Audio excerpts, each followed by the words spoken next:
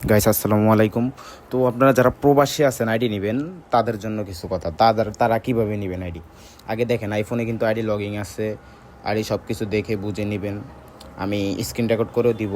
আর দেখেন ভাই, একটা কথা বলি, যদি আমরা 2 নম্বরই ব্যবসা করতাম তাহলে আর এইসব ফোন নিয়ে আমরা করতাম না। IPhone 16 pro max, Samsung ultra এগুলো নিয়ে কিন্তু করতাম না। কথা বুঝছেন? আমরা এই আইডিগুলো ম্যানেজ করতে অনেক কষ্ট হয় ভাই। কেউ 2 নম্বরই করবেন না, আগে আইডি পাস দিয়ে সব কিছু চেঞ্জ করে 24 ঘন্টা পর টাকা দিবেন। এর আগে কোনো টাকা দেওয়া লাগবে না, ঠিক আছে?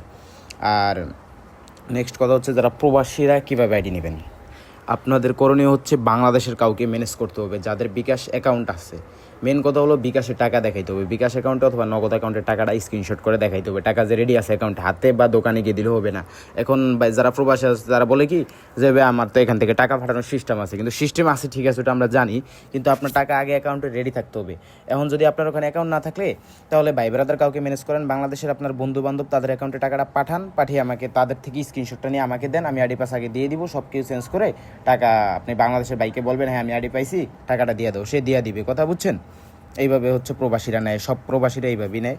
কারণ টাকা অ্যাকাউন্টে থাকতে হবে, হাতে বা দোকানে গিয়ে দিলেও হবে না।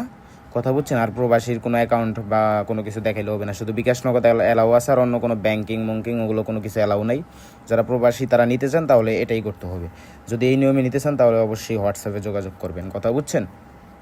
আর যদি কোনো নিয়ম না থাকে, না ভাই আমার বাংলাদেশে কেউই নেই বন্ধু বান্ধব ভাই ব্রাদার, তাহলে নেওয়ার দরকার নেই ভাই, তাহলে সরি। আর যদি নেওয়ার ইচ্ছা থাকে তাহলে ভাই ব্রাদার বন্ধু বান্ধব কাউকে ম্যানেজ করতে হবে, ঠিক আছে ভাই? যদি এই নিয়মে নেন তাহলে অবশ্যই যোগাযোগ করবেন। টাকা কিন্তু অ্যাকাউন্টে থাকতে হবে, ঠিক আছে? আসসালামু আলাইকুম, ভালো থাকবেন।